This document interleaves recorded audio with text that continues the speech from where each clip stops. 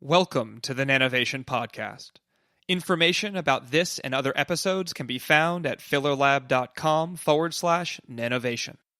If you like what you hear, be sure to tell a friend or leave a review at Apple Podcasts. It really does help. I welcome your thoughts and suggestions. You can contact me on Twitter at Michael Filler or via email at nanovationpodcast@gmail.com. If you see something new and you want to try it, you got to try it. If it doesn't work, don't worry. Chances are it's not going to work. But so what? You learn something along the way. And then if you find something that works, hey, that's all you need. You just need one thing to work. You don't need everything to work. That's Greg Parsons from North Carolina State University talking about how to try something new. In this episode of the podcast, we not only chat about his research philosophy, but we also cover everything atomic layer deposition, or ALD. ALD is the process by which thin films or coatings are deposited atomic layer by atomic layer, or, as we learned from Greg, almost. We discuss the good, the bad, and the ugly of ALD. Over the years, Greg has explored the use of ALD in a variety of applications. However, his pioneering work in the area of textiles really stands out. Here, he has lived by his mantra to just try it, starting off by effectively sticking a T-shirt in an ALD reactor. And for those who aren't familiar with vacuum systems and deposition reactors, this is an absolutely ridiculous thing to do. The initial result convinced him that he should continue. He has since shown, for example, how just a few layers of a metal oxide coating could significantly improve the resistance of Kevlar to sharp objects. It turns out that this was a real stumbling block for the use of this material in certain applications. Greg's scientific talks are filled with great stories, and this discussion is no different. And be sure to listen to the end to hear Greg participate in the inaugural Nanovation Lightning Round. This is a fun show.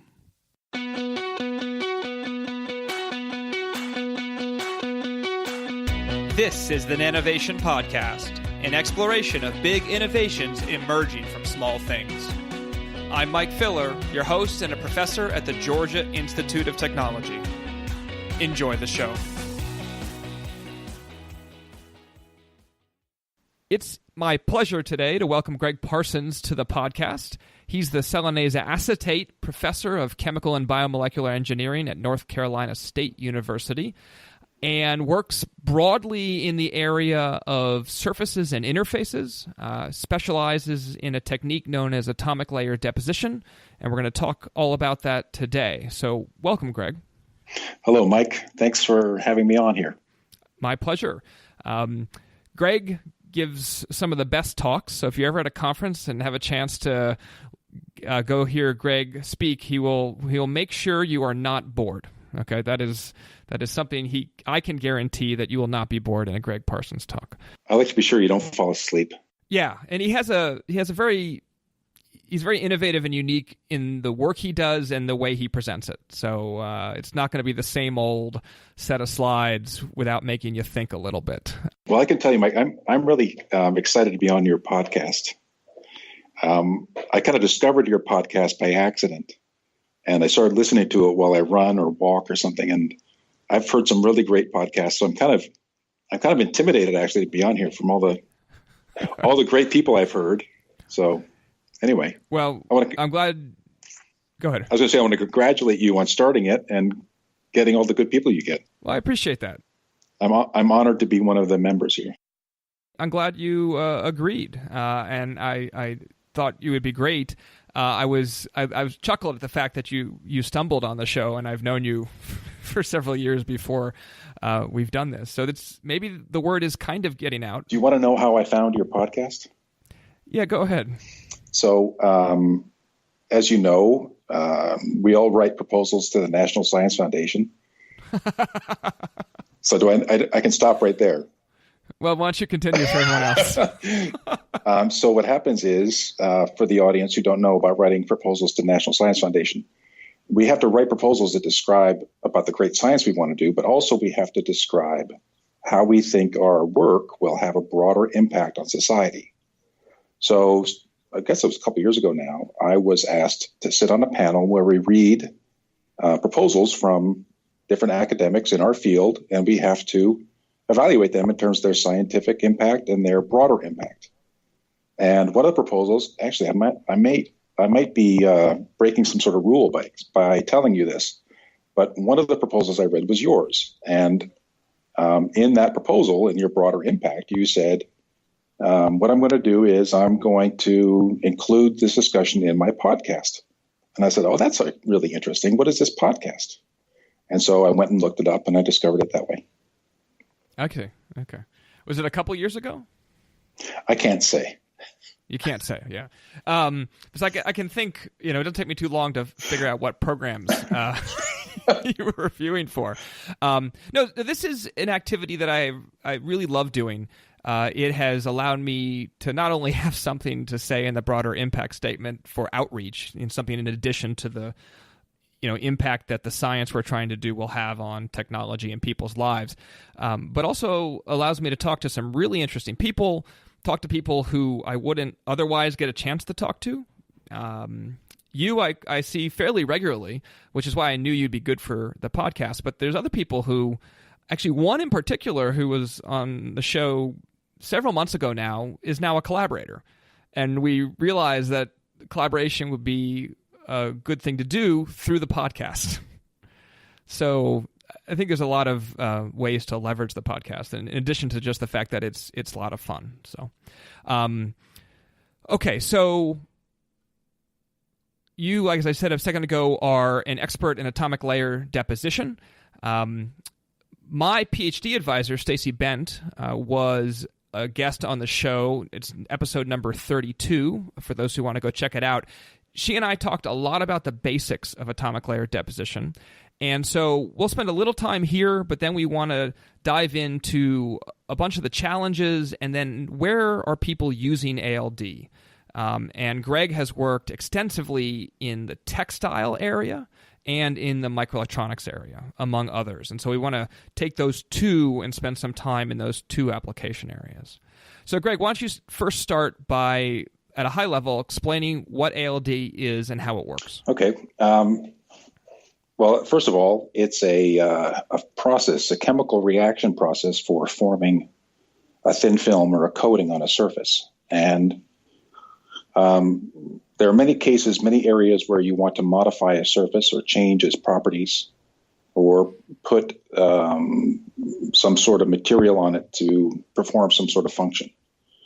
And thin film deposition has been around and been used commercially for over 100 years. And I know that it was used, for example, by Thomas Edison. He used thin film sputtering for some of his early phonograph type devices.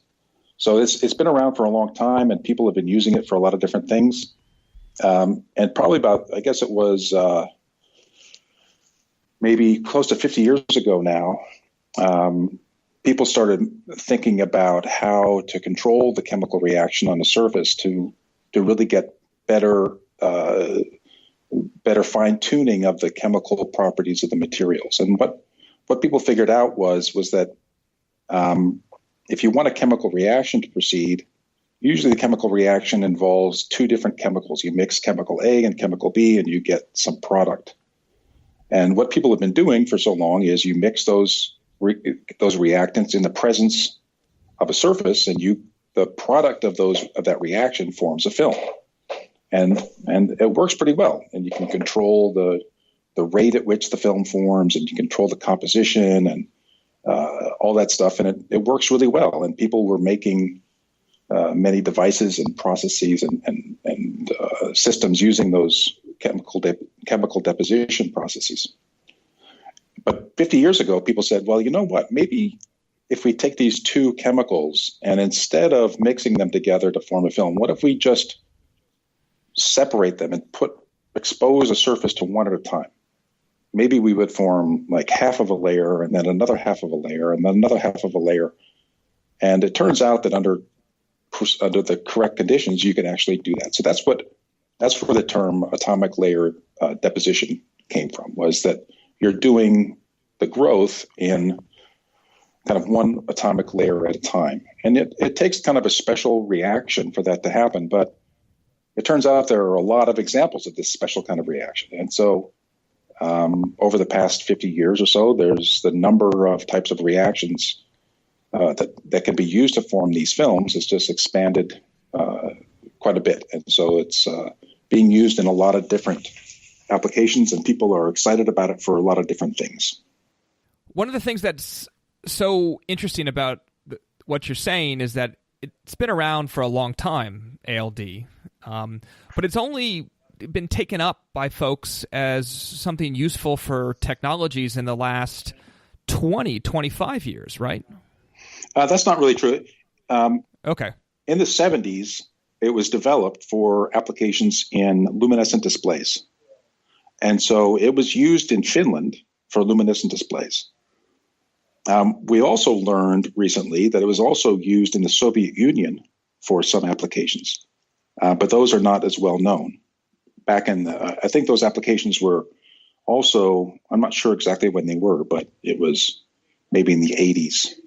But really the big applications, the big area of interest came in the late 1990s, early 2000s, when the semiconductor industry realized that the standard device structure that they were using, that they've been using for so long, which was silicon with a silicon dioxide insulator, that was no longer going to work when they wanted to go to smaller devices. So they had to go to something else. They had to go to a different metal oxide, and it had to be very thin. And that's when they figured out we need to use atomic layer deposition.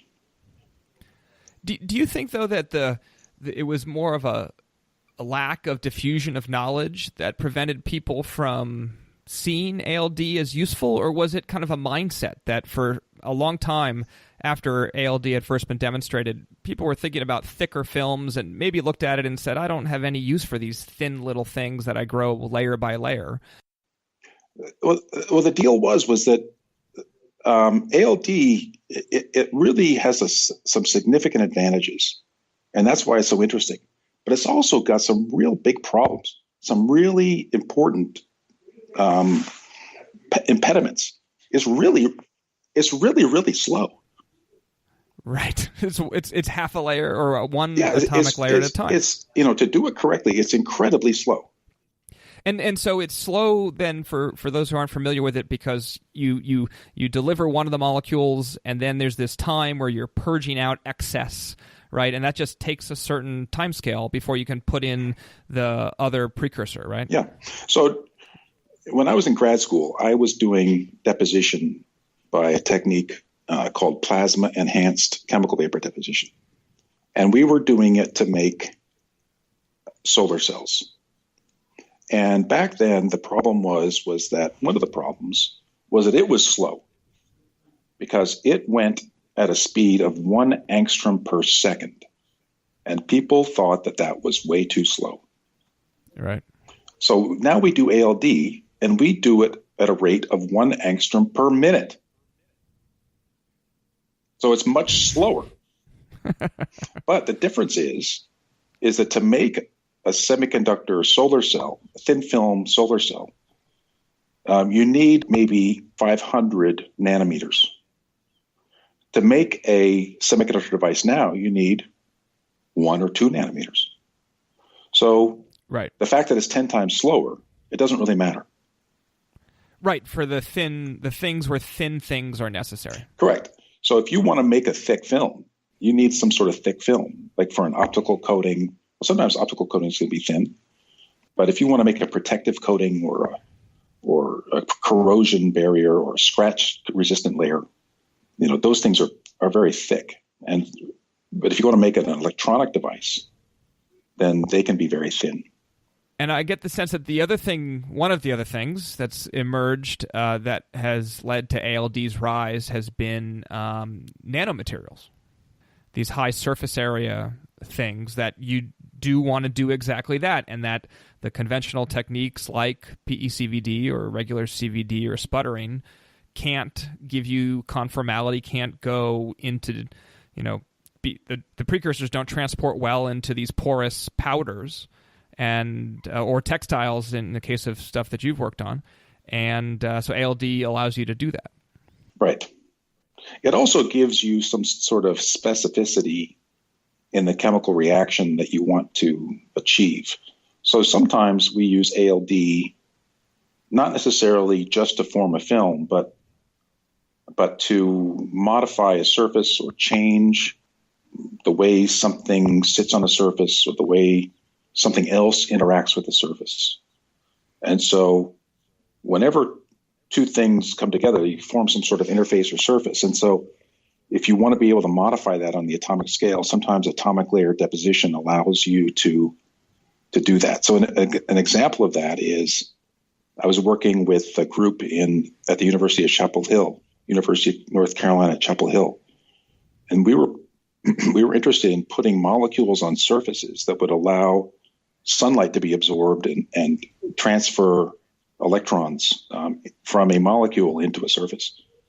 And we wanted to do this in water because we wanted to be able to do photoelectric chemistry. But the problem was that these molecules, they would sit on the surface, but as soon as you put these underwater, the molecules would fall off. So what we figured out was that, well, let's put the molecules on the surface and let's do a little bit of ALD. And so we did a little bit of ALD, and that went, and it kind of stuck the molecules on the surface. So now when we stuck the whole thing into water, lo and behold, they were stable. They weren't stable forever, but they were stable for enough time to make some decent measurements and prove the concepts of the chemistry and the photophysics of what we were trying to solve. So that's an example where ALD is more than just a thin film formation. People have called it a chemical glue or molecular glue in that sense. Mm-hmm. So there's some really interesting opportunities for using the chemistry beyond just simple, coating or thin film formation. So what else is hard about ALD? Well, first of all, it only works for some materials. There's a lot of materials that you would like to form that you can't, or we don't know how yet. Right. Like which ones? So there's some metals that we would like to be able to form. Well, I could tell you, the long-standing problem for a long time was things like silver or gold. You can imagine that, gold, you can see thin films of gold used around a lot, but there wasn't really a really good process for forming gold. And recently, some people, Sean Barry up at Carleton University in Canada, he's been able to do some of that work where making new precursors to make gold films. So there's some other materials like that. So some of the other elements with the materials we would call more electropositive elements that are more reactive with air, those are very difficult to deposit. So, but there are some advances coming in that area too, like Chuck Winter's work up in Detroit. So there's a lot of work going on in developing new precursors to develop or to deposit new materials. So that's one challenge. Another challenge is, we come up with these processes to deposit the films, and the processes require two steps, right? So you have you expose it to one reactant, then another, and the film grows. But how does the film get started? So that's what we call the nucleation phase, the nucleation step, and really that's a real challenge that's very broad in understanding ALD. So there's a lot of processes, a lot of chemical reactions where we know how to deposit the film, but we don't really know how to get it started, or we don't know what drives, which step happens first. Or I guess in some cases you don't know how to block it. Yeah, or you would like to be able to stop it. So the reaction happens whether you like it or not, and sometimes you don't want it to happen. So how do you stop it? Well, that's easier said than done. Yeah, there's a lot of great PowerPoint slides that have little shapes on them that show how you block ALD, Greg. And if you just look at the PowerPoint slides, that you'd be able to figure out how to block ALD or favor it. When we go to conferences and show slides, teach people about what atomic layer deposition is, we show these PowerPoint slides that show this concept of you expose the surface to one reactant and it lays down on the surface, and then you bring in another reactant and it reacts with everything that's on the surface, and it goes back and forth. And it's a real beautiful thing. I mean, it's a real, chemically speaking, it's a beautiful concept, and people get really attracted to it. It's like, wow, that's really cool. And but the problem is the cartoons, they're not correct. They're not always correct.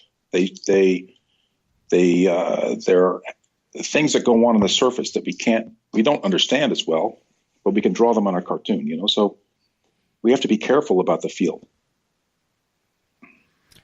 Right, and I think a lot of fields would say there's something in their field that's like that. I think in nanowires, it's certainly easier to draw a nanowire in PowerPoint than get, say, an entire array to grow really well on a surface. Can you give an example, though, for ALD of something that doesn't work like the perfect picture in PowerPoint? Oh, sure. That's an easy one. In ALD,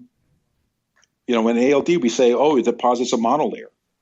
Right, so you can each cycle deposits one layer of a material, but then you can do the math and you can say, well, what's the thickness that it deposits, and then you can say, well, how thick is a monolayer, and you can compare the two, and you can realize, hey, it doesn't deposit a whole monolayer; it only deposits a third of a monolayer, but the cartoon shows it depositing a full monolayer. So what's wrong with the cartoon? How come what's going on? Or sometimes it can even, for some materials, under some conditions, you can even deposit more than one monolayer. So how is that possible? Right. So how is that possible? Well, for instance, some metals, like ruthenium is a good example. It works by a combustion process. So actually, oxygen is involved. Even though you're forming a metal, you need oxygen in order to, the metals come in and they have the way we bring the metals in.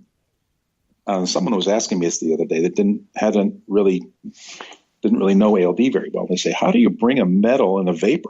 You deliver a metal in the vapor phase. Well, each metal atom is kind of, covered around by some organic stuff that makes it volatile, right? And that organic stuff, we call it a metal organic or a ligand.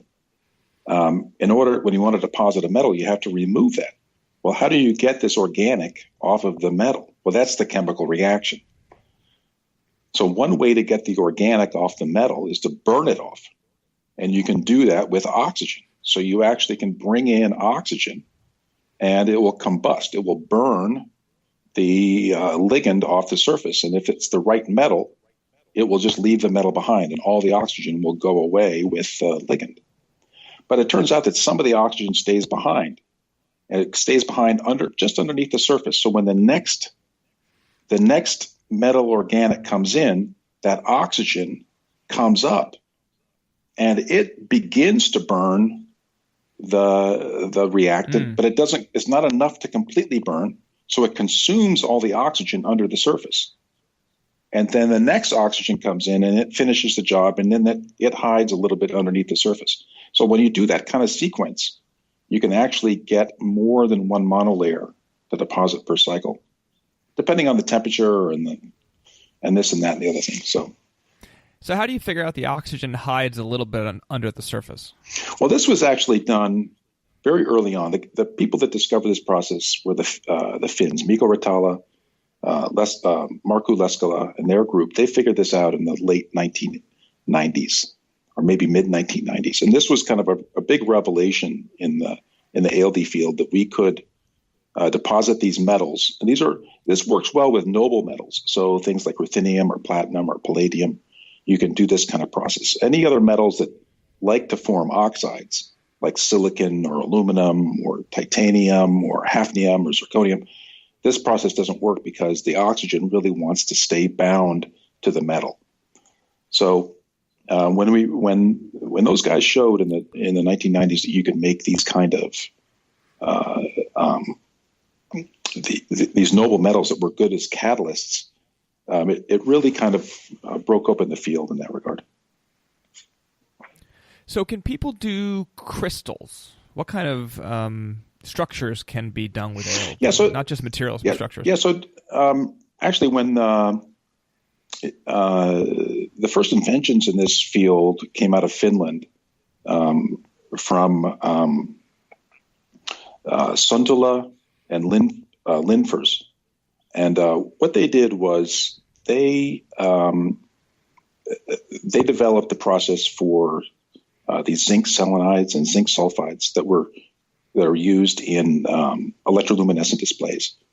And so those materials are actually crystalline. I believe they're polycrystalline. But when they came up with this, they thought of it as going down layer by layer. And in those processes, they are pretty close to being layer by layer. And so they called it atomic layer epitaxy. And epitaxy means, well, it's Greek or Latin for table, right? So it's a table is an epitaxy. So it's like a very flat surface, and the layers were going down one layer at a time, and they were forming crystals. And back in the 1980s and early 1990s, people thought that we should be able to do crystals this way. And so there's a lot of effort that went into forming gallium arsenide and silicon and other materials in a crystalline form. And you can do it to some extent, but it really, to make really high quality crystals, you need a high temperature. And that's one of the other challenges. You asked me about challenges of ALD. That's one of the challenges, is that in order to get this reaction to go the way we want it to go, we can't use too high a temperature. If you use too high a temperature, then you lose the process of what we call the self-limiting reaction. So you have to use a lower temperature. And so what that means is the films that we deposit usually are not as dense or not as tightly bound, not as high quality, if you like, of what we really want. So you deposit a film, and then you often have to do something else to it to make it really, really good. You have to anneal it, or you have to somehow densify it or do something else to it to make it really work in a high performance type device. Real quick, on the semiconductor industry side, when we're using high K dielectrics deposited via ALD, are those annealed to get the correct properties, or are those deposited at a high enough temperature that they give you, low interface state densities and low fixed charges to make the device operate as you'd like? I'm not an expert. I'm not privy to how devices are made, but what I understand is the details of how the devices are made, and I think each company keeps it pretty secret.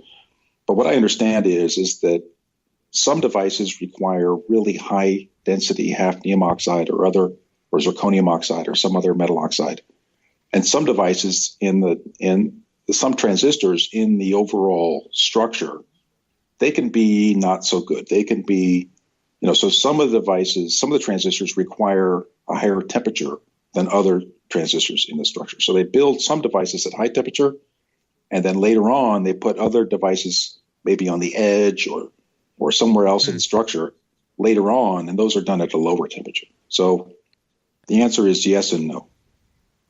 And that's in the same integrated circuit? I think so, yeah. That's what I understand. Okay. Interesting. So I think it's probably worth trying to take a leap now from how ALD works and its versatility in terms of materials you can deposit to some applications. So one of the areas this podcast, and me in particular, is interested in is the intersection between functional materials and large manufacturing scale.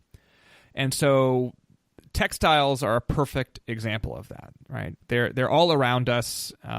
We've been largely using kind of the same types of fibers for a while, I guess, ever since we started doing oil refining and would make rayons and polyester and things like that. And now there's an interest in making these kinds of things more functional. And so there's been some work, it seems like an increasing amount of work, in using ALD as a way to add functionality to fibers and textiles. So hopefully you could give an introduction to that. So there's a funny story that goes with this. It's how I got started in this. And that is that this was about 2005.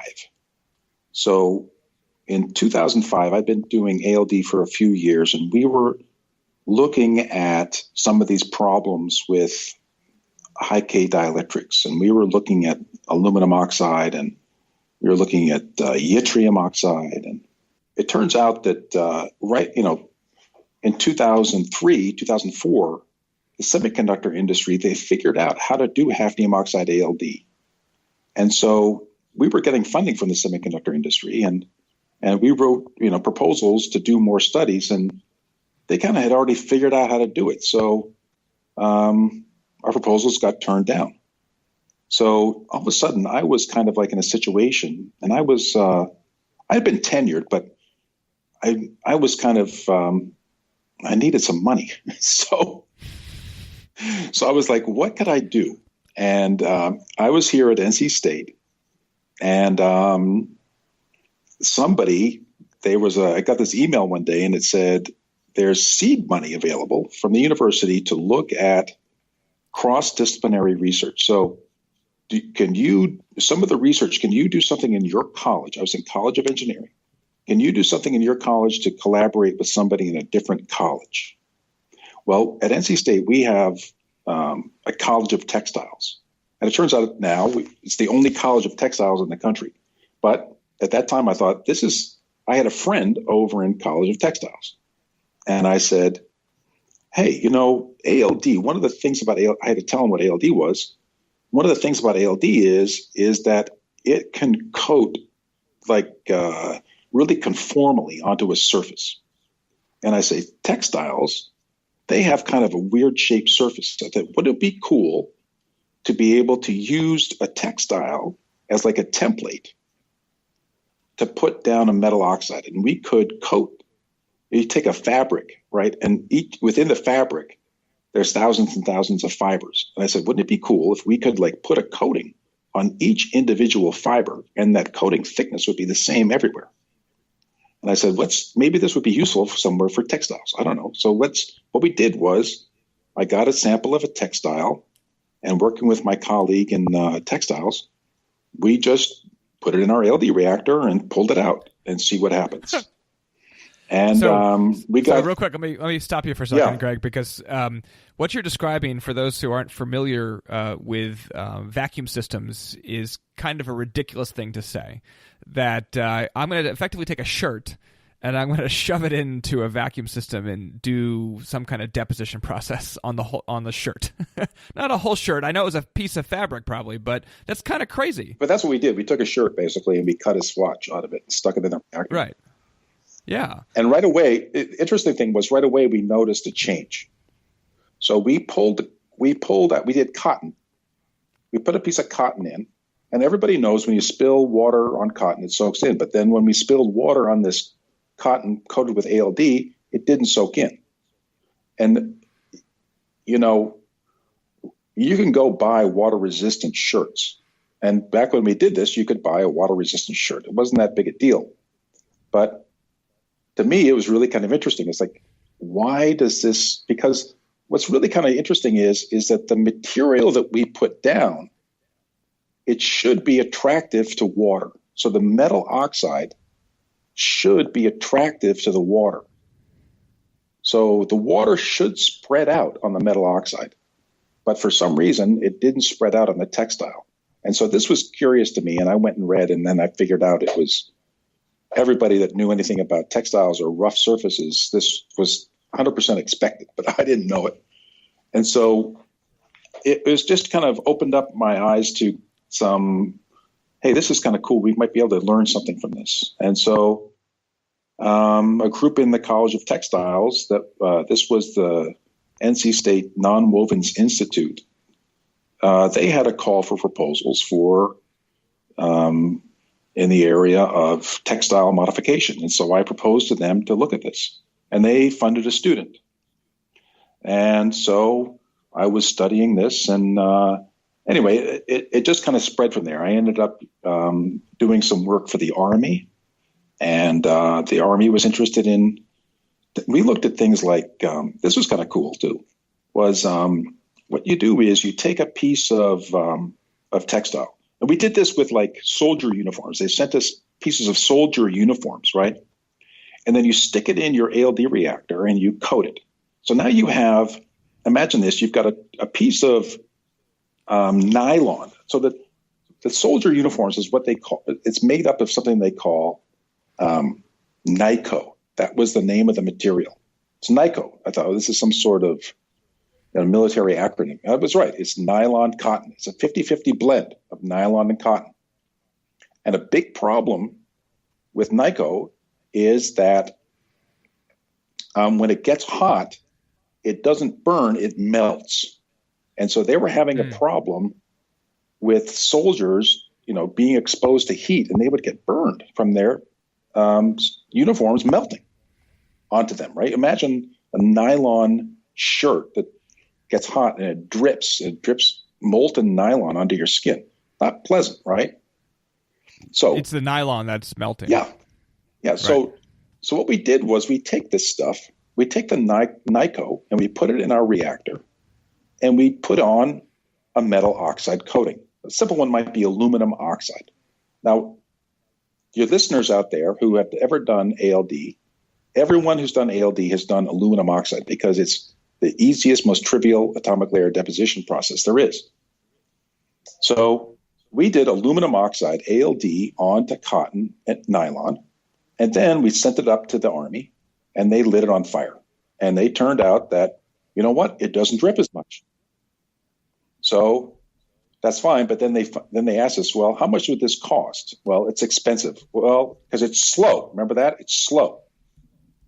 So they figured out there's probably some other way to fix it that is not so expensive. So, but that kind of got their interest. And then so we tried this, we tried that, we tried burning. Or could we change the ignition properties? How easy it is to light the stuff? Yes, it turns out we can. Okay, how about this?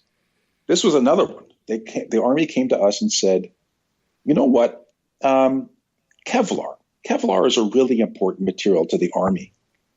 It's bulletproof. And did you know, this is what the Army people said, that the Kevlar is really good to stop bullets, but it doesn't stop a knife for nothing. It's bad at stopping knives. And actually, in prisons, prison guards wear Kevlar to protect themselves. But it doesn't work in prisons very well because, well, prisoners don't have guns, but many of them have shivs. This is what the Army was telling me. They talked to me about shivs. I was like, what's a shiv? And they said, oh, it's a homemade knife that they make in prisons. It's like, okay. And Kevlar doesn't work for shivs. It's like, okay, fine. So, but it turns out they said, can you do something to the Kevlar? So we did a project with the Army. We coated Kevlar with atomic layer deposition, and we tried it. And do you know what happened? When we cut it with a knife, it got worse. It made it worse when we coated it with aluminum oxide. And it's like, what happened? This stuff, it's, we're putting a metal oxide on this stuff. It should make it tougher. Well, it turns out that the chemical reactant that we use for ALD, it reacts with the Kevlar. So what we did was we said, well, let's use something else. So we used titanium dioxide. And when we do the titanium dioxide, the chemical reactant, it doesn't react with the Kevlar. But when we do that, the titanium dioxide, you can actually, it's not very hard. So the knife goes through that. So that didn't make any difference. So what we did after that was we said, let's put down titanium dioxide. And then on top of the titanium dioxide, we'll put down aluminum oxide. So we did that, and ta-da, it got better. It got tougher. So here's the deal was that at the Army, they have this tool that measures how well something withstands a cut. Okay, so they put the Kevlar in the tool, and they get a number that's like 4.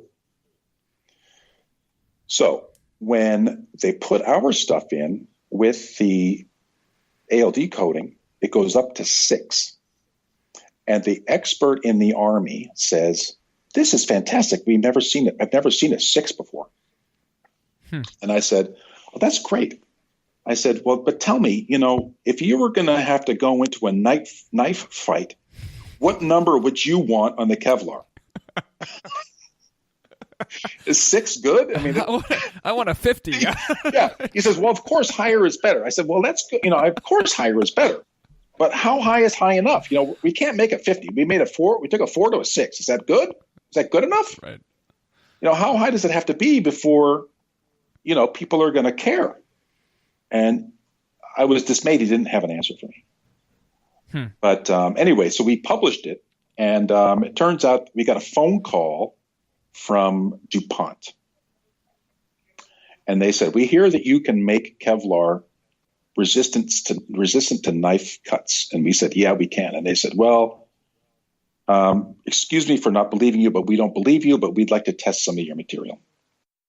Because they said, people say this all the time, they have processes. So anyway, we sent them some material and they sent us back the data, and their data confirmed the results. So I was pretty happy with that. But like I say, does DuPont make Kevlar? Yeah, they own Kevlar. So okay. So anyway, again, it shows that ALD can do something, but it's slow and it's expensive to do. But this is where you can think about higher throughput. So you can do something called spatial ALD, and we've worked on that. So we're working on how to speed it up. Yeah, talk about spatial ALD, and why that approach might be useful. Yeah, so in the common ALD reaction, right? You have a reactor and you put one reactant in, and then you flush it out. Then you put another reactant in, and you flush that out. Another whole way to do it, and this was disclosed in the early inventions that I was telling you about by Suntula and Linfors. What they said was, well, what if you just have a zone where one gas sits and another zone where the other gas sits, and then you move the thing that you want to coat. You move it back and forth. Well, you can do that, and it works. And it turns out you can move it back and forth really quickly. And so now your ability to coat is not limited by your ability to flow gas. It's limited by the speed at which you can move the thing you want to coat. And so sometimes it's easier to move the thing you want to coat than it is to flow the gas. So I guess that all assumes that the reaction is still fastest. Yeah, so the reaction is really fast. What's slow is moving the gas. Right. So, but now with textiles, and we've done some work with this, is that with a textile, it's not a flat surface. So you have to move the substrate, but you also have to allow the gas enough time to diffuse into the fabric matrix. So that changes things a little bit, but it's a little bit tricky, actually. But if it was a non-porous material and you wanted to coat, let's say, 10 layers, so you would have a long reactor and you'd be pulling that material through the reactor, and you'd have effectively alternating A, B kinds of zones that pulse each gas you need? Yeah, absolutely. Okay, so you can clarify that. You can go buy a reactor now. You can buy an ALD reactor. It runs at atmospheric pressure. What you do is you take the thing you want to coat, a wafer, and you put it on like a slide. It's tilted. And so the wafer slides down the slide, and when it comes out the other end, it's coated. That's awesome. And it's like 10 meters long. What's that used for? They use it for solar cells. I see. Actually, it turns out that if you put aluminum oxide on the backside of a solar cell, you improve its efficiency. It has to do with the electric charge present in the aluminum oxide. Prevents recombination. Yes. At the interface, yeah. And then there's these other ways too. You haven't worked so much with this kind of thing, but and I bring them up fairly regularly on the podcast because I'm enamored by the idea and the technology. But folks like ALD Nano Solutions, which is out of Boulder, Colorado originally, where they take powders and either in a fluidized bed or a rotary bed, get them moving, and you're able to take bulk quantity of powder and do ALD processes. And at the end, you can have large quantities. I mean, they've been coating effectively tons of battery material, electrodes for high-performance batteries with ALD. And, just 10 plus years ago, people would have thought this was ridiculous. Actually, Al Weimer tells a great story. Al was one of the founders with Steve George. Both are professors at Colorado. And he tells the story about how when they went to their patent applications were rejected by the Patent and Trademark Office. And the patent officer effectively said, this is to one skilled in the art, as they say, it's obvious this will work. And the thing was, the powders they were coating are comprised of very tiny particles. And if you work with powders, you know that small particles like to stick to each other if they're not properly stabilized. And so there's lots of examples in powders where you try and keep the size large enough so they don't stick. And Al had submitted several proposals to the NSF saying, we're going to do this ALD coating on these tiny little particles in a powder. And everyone would say, no, you won't. No, you can't. And they'd get these reviews back, rejecting their proposal because everyone knows small particles stick to each other. But they had been doing these experiments with powder ALD and were learning that one of the half reactions was leading to effectively really good repulsion between these really small particles. And because ALD was so conformal and you had these ligands that decorated the surface at the end of one of the half cycles, that two particles would not stick to each other. And so Al goes down to the Patent and Trademark Office and brings in all of the NSF rejections and puts them on the desk and says, there, no one skilled in the art thinks this is possible. So can we please have the patent? And they got the patent. I believe it. 100%. I believe that story. That's great. It's a great story. He told it at a little workshop I saw him at recently. It's also a good lesson to people listening that don't always listen to what other people have to say. So I got an interesting story also about ALD on fibers, and that is that we were doing this ALD on fibers, and one of the things that we discovered was that the fibers, when we coated them, if the fibers are really, really tiny, they're called nanofibers, if they're tiny, thin polymers, then people wanted to use these in gas masks. They wanted to use them as filters because the tiny fibers work really well as filters. But the problem was that if there's any kind of organic solvent, like gasoline, if there's any gasoline in the air, if you breathe in through one of these nanofibers, the fibers would just self-destruct. The organic solvent would dissolve the fibers. So people wanted to figure out a way to solve this problem. And what we showed was that if you put ALD coating on it, and again, the first time we did it, it didn't work, but eventually we figured out how to do it. So I was showing someone in the Army this result. And the person in the Army says, well, that's really cool. You can put this coating on these fibers, this metal oxide.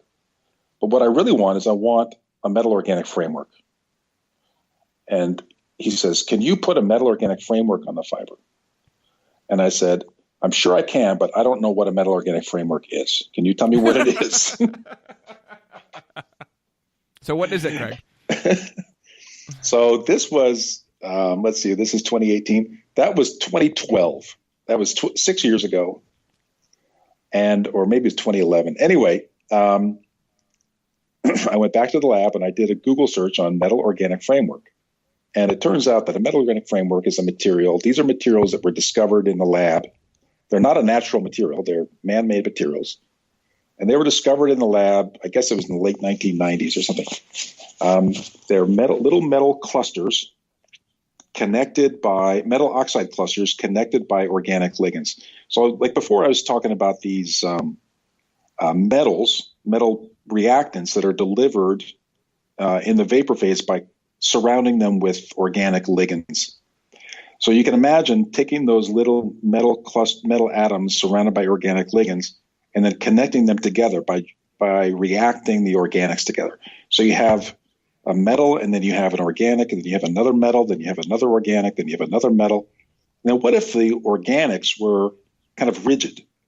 So the metals, so by connecting the organics, all the metal atoms got to line up. Now, what if you could do this now, not in one dimension like a line, but you do it in 2 dimensions like a plane, or 3 dimensions like a network? And that's what metal organic frameworks are, is that there's what we call metal nodes or metal oxide nodes. And sometimes those are single atoms. Sometimes they're 2 clusters of atoms, 2 atoms, 8 atoms, 7 atoms, or clusters of metal oxides. And they're all regular. They have a regular shape, and they're all connected by these organic linkers. And it turns out that they're porous. So they're open networks. So gases can fuse in and diffuse out. People are looking at them for storage. People are looking at them for their energy properties, their optical properties, and we're interested in them now for catalytic properties, because back then in 2011, the Army was interested in putting them on fibers because they were known to have interesting catalytic properties for harmful chemicals. So they'll absorb like ammonia. Ammonia is a harmful it's a toxic industrial chemical. So if you have a fabric like a blanket or a sheet or a shirt or something that can absorb toxic chemicals, it's a way to make an environment more safe. It turns out, too, that some of these metal organic frameworks also are catalytically active for hydrolysis of very nasty chemicals, like chemical warfare agents. So if a soldier comes in contact with a chemical warfare agent, and if they have some of this material, this metal organic framework, in principle, that metal organic framework may be able to detoxify that chemical compound. So you can imagine that the Army would be interested in putting these on fibers. But back in 2011, there really wasn't a good way to do it. And so they asked us, they gave us this challenge. They said, hey, can you put a metal organic framework on a fiber? So it turns out that what we did is making these metal organic frameworks is really interesting. I knew nothing about it, but then we went and read in the literature. And it turns out that these metal organic frameworks, you would think that it would be kind of hard to make. It turns out that some of these metal organic frameworks are really easy to make. What you can do is you can buy the chemicals that go into making them. You order them online. And what you can do, some of them it's so easy to make them. What you do is you put the chemicals into a little container, like a little jar. And then you shake the jar. You just put it on a paint shaker or something, and you shake it overnight. And then you open it up in the morning, and there's your material. It just self-assembles. It's so energetically favorable to line up in this crystal state. It's what they call mechanical synthesis. So it turns out you can do it with many materials will form really easily. But when they try to stick it on something, it doesn't really stick. So it turns out that what we did was we took these fibers and we did ALD on them. And then we put them into the solution to make these metal organic frameworks. And when we did that, the metal organic frameworks stuck like crazy to the surface. If you don't have the ALD coating on the fibers, they stick. They also stick, but they don't stick as well. And so we showed this to the Army, and they were like, oh, this is really cool. Can you do it again? Can you do it with this? Can you do it with that? And so that's how we got started in this field of metal organic frameworks. And so it turns out that the ALD metal oxide we think is a really critical component. It turns out that the metal oxide, there's many reactions many different things the metal oxide can do. And by being able to do ALD of these metal oxides, now you can put MOFs into many things where you wouldn't be able to easily put them. So it's a really interesting and fascinating area. It's marrying 2 different areas. The MOF field is a huge field. Thousands of people work in that field, but not many people in that field know about ALD. In the ALD community, there's a lot of people really interested and excited about ALD for a lot of different applications, but not very many people know about metal organic frameworks. There's a subset that kind of a subset of researchers who intersect both fields. And it's really fun to see some really creative activity going on in that. So it's just fascinating to kind of to learn something new and then dive in and give it a try. And I'll tell you what, in my career, I've seen a lot of new things and I've tried a lot of new things and I failed at most of them. It's really easy to see something new and say, oh, that looks easy. I think I'm going to try it. And then you try it and it doesn't work. 99 times out of 100, it doesn't work. But this thing with the moths, we were very, very lucky. It just happened to work. That one thing that we tried that happened to work. So, I tell my students, it's like, if you see something new and you want to try it, you got to try it. If it doesn't work, don't worry. Chances are it's not going to work. But so what? You learn something along the way. And then if you find something that works, hey, that's all you need. You just need one thing to work. You don't need everything to work. Same thing I tell my students when they're looking for a job. Oh, Professor Parsons, I haven't been able to find a job. I only got all these people turning me down. It's like, how many jobs do you want? You only need one job, right? Right. You only can take one job. Yeah. All you need is one person to discover you a job. You haven't found that one yet. Don't worry. It happens every time. And every time they always get a job. Every time. So, you just got to take your lumps. And so here's a question for you. So when do you know, like if you think about experiments for a second, when do you know you tried something? When do you know to keep trying that thing? Because you described earlier the knife cutting example. And you had tried, I guess it was aluminum oxide first, then titanium dioxide, then you combined two oxides, and then you had something. But you had to try several things, and I'm sure there's others you tried you didn't talk about. So you tried a couple things there to get it to work. And in other cases, you seem to be saying, well, we tried it and it didn't work, and so we moved on. So how do you know when to stop? That's an easy question. That's an exceptionally easy question. In the case of the Kevlar, we had funding to make it work. Okay. We had money and we had to keep working on it. Okay. Sometimes you try things on a whim. It's like I tell my students, it's like, okay, I'm giving you this project, but I expect here's this project I want you to do. If you just do the minimum on this project, it's going to take you half time.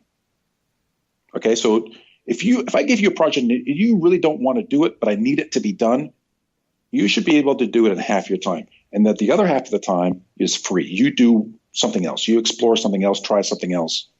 I said, if you find something interesting in the project I'm giving you and you want to explore it more, you can work on this much more than full time. But if something else interests you, you can get this job done that I need you to do, but you'll have free time to try something else. So sometimes the students say, well, I'm getting this going and I'm getting this cranking along in this project, but I want to try something else. I want to try this. And so they try something and sometimes it works and sometimes it doesn't. And if it doesn't work and we don't have funding for it, then we drop it or we try something else. Right. So does that make sense? So if we have funding for it, we got to keep going. If we don't have funding, like with this moth thing, it worked like the first time. It really showed some promise the first time. And so with that finding, we were able to do it again. And then we eventually got some money to do it. But you didn't have money in the beginning. We did not have, no, we did not get support in the beginning. We did it on a whim. We did it kind of like, I had a student that was working on another project and he was almost done. And I said, hey, go get this a try. And he brought me the results. And I was like, oh, let's show the people in the Army. And it wasn't for another year. We didn't get funding for it for another year or so. So it can take a while. Yeah. Okay, so I did want to try and leave time for microelectronics, but I'm thinking I'd rather move on just to keep this compact and talk briefly about ALD Academy and then move to the lightning round. All right. So what is the ALD Academy? How did it start? How often do you teach? What is, let us know what it is. This is kind of a funny story too. So I have a friend, Erwin Kessels. You know Erwin, right? Mm-hmm. Yep. I've known Erwin for a long time. And we were at a meeting, a conference in China. And somehow, this was in 2017, and somehow it came up the discussion about a short course, an ALD short course. And I said, I've been asked to teach a short course, but it's kind of it's a lot of work. And Erwin says, yeah, I know. I've been asked to teach short courses too. It's a lot of work. And I said, what would be really good, or maybe he said this, I don't know. What would be really good is if we could do like half of a short course and make somebody else to teach another half of a short course. And Erwin or I said, yeah, why don't we do that together? We could just teach it half a short. Okay, but who are we going to teach it to? It's like, well, I don't know. Erwin says, I think we could do that at my university. He's at Eindhoven University in the Netherlands. So it's like, okay, well, why don't we do that? And he says, okay, so we're going to teach a short course. We just decided to teach a short course. So he goes back to the Netherlands. I go back to the U.S. and I get an email from him, and he says, oh, by the way, I've put together a website to describe our upcoming short course. And oh, by the way, I've got a name for this organization. We're going to make an organization. It's going to be called ALD Academy, and we're going to teach short courses. It's like, okay. So it just kind of started. And so he made a website, and we started telling people about it. And so what we do is that we think it's a good idea for people to learn about ALD and other related processes, like a molecular layer deposition, which we didn't talk about, atomic layer etching, which we didn't talk about, area selective deposition, applications like textiles or plasma ALD or spatial ALD, all these different aspects of ALD. We wanted people to learn about it. We think it's a good thing for people to learn. So we said, you know what, why don't we just offer our services?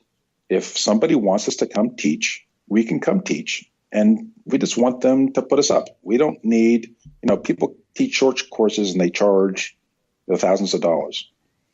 I don't need $1,000 in my pocket, or I do need $1,000 in my pocket, but that's not the real reason that I want to teach, right? The real reason I want to teach is because it's a good thing to teach, and it's fun to teach. It's fun to go places and meet people. And so I want to offer my services. And Erwin felt the same way. So we just started telling people that we would come, if they would put us up, we'll come and teach a short course. So we've done it now several places. We went and did it in Israel. We just got back last month. We did it at Hanyang University in Seoul. We're planning one now in Raleigh here. So people enjoy it. We put together lecture notes and give out our lecture notes. And, we just do it because it's a good thing to do. It's probably also worth saying that the bigger the community is, the likelihood that additional resources will be devoted to it, right? I mean, it's important to build a community. It's a win for everybody. It's a public service. Your public service is you do this podcast, which I think is a fantastic public service. I'd like to get to go to Israel, though, or Seoul. Got to figure that out. Yeah, but then you know what? The other side of that is you don't have to go to Israel. You don't have to go to Seoul. True. That's right. That's right. Yeah, we just recorded a podcast with some folks in Gothenburg. Yeah. The last show, and that was they felt like they were sitting right here in my office. Right. Okay, so check out ALD Academy. There's a couple great pictures. There's one I actually put into the show notes here of you and Erwin standing on stage, and it looks like someone just asked a ridiculous question. You're kind of giving them this evil eye back. I was probably jet lagged. What I do is you show up over there. You don't get any sleep, and then they make you teach first thing in the morning. Yeah. Which is midnight. Well, anyone who's listened to the episode knows that you're not a cross person. It's a pretty funny picture. That's why I noticed it, because I was thinking that's not the Greg Parsons I know. You could ask my kids. Okay, ask my kids if I'm ever cross. I think you might learn something different. Yeah, so maybe we'll ask that question in the lightning round. So this is something a couple podcasts that I listen to do. They do something similar, and I felt like we'd try it with Greg. And I'm just going to ask a series of pretty simple questions, and we can talk for as short or as long about any of them. And then we'll wrap up. So, ready? I'm a little bit nervous, but go for it. Okay. What's one important thing your students don't know about Greg Parsons? I'm not going to tell you because then they would know. Okay.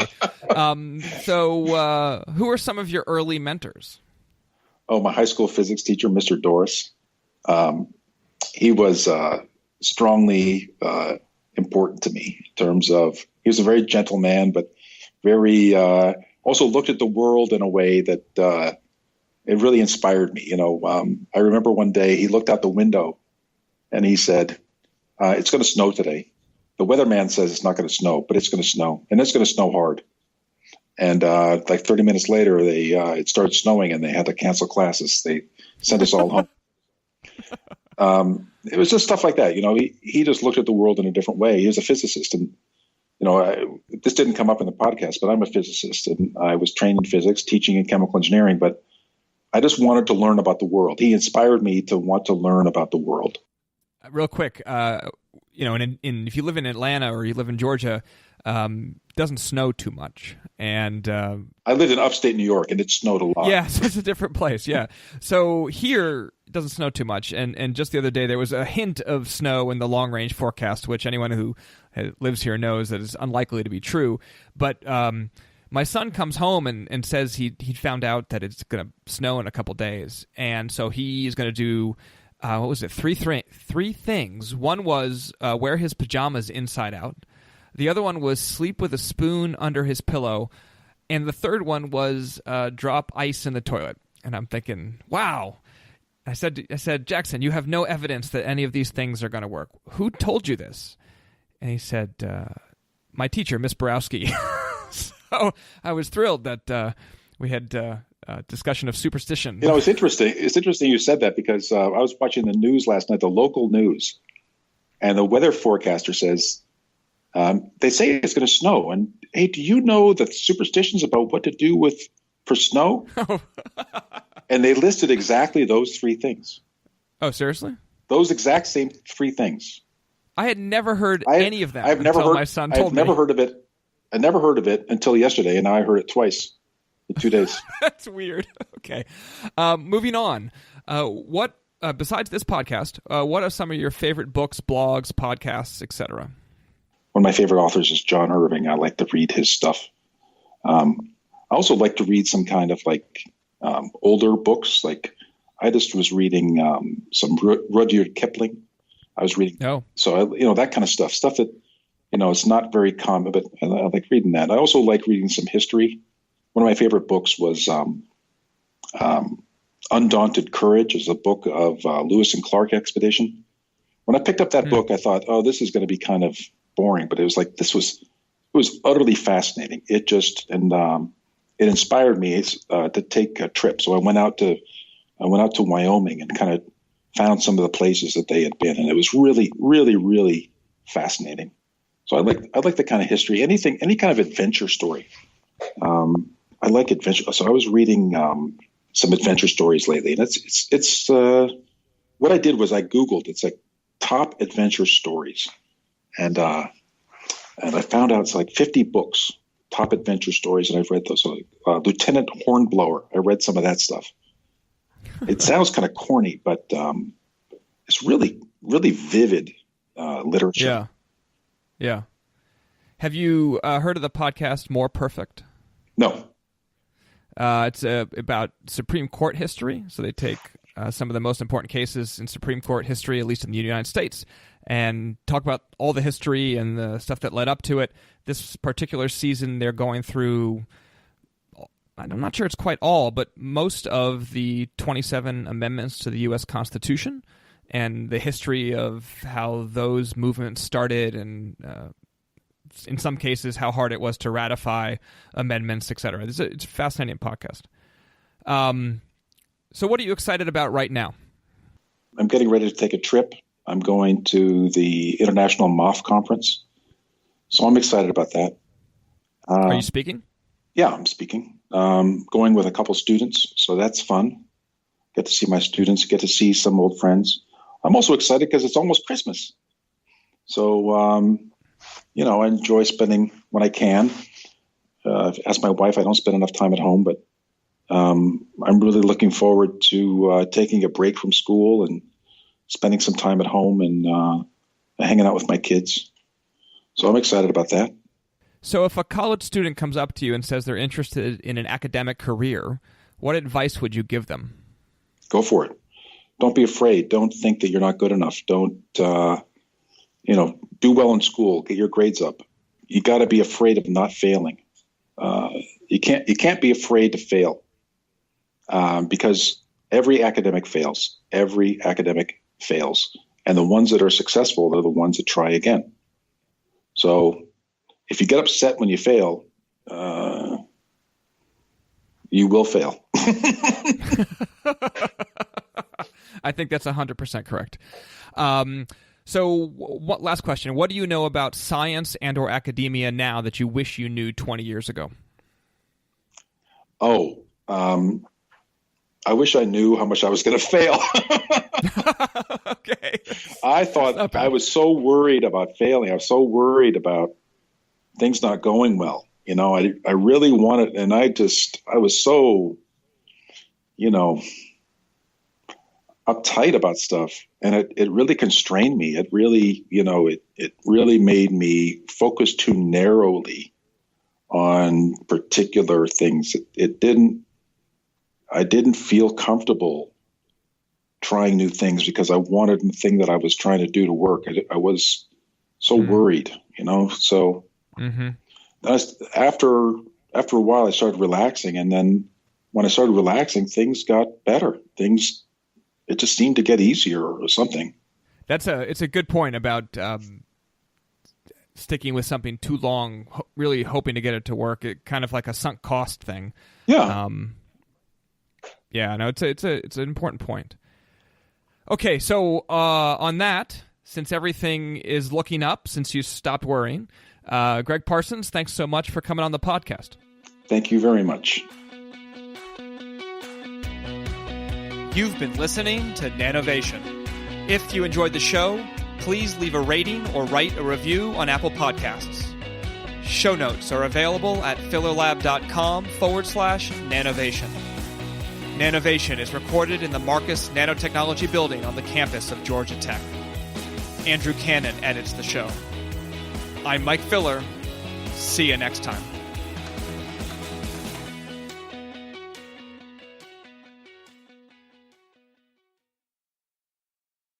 So how are you doing? I'm good. I am good. The semester is starting to wind down, which is nice. I mean, at least it's winding down for classwork, and I'm trying to get a proposal done. You need more money? I thought you had lots of money. Money? You can always have more money, Greg. There is a point where more money becomes more problems, but not yet. I'm not there. You'll get there sooner than you think.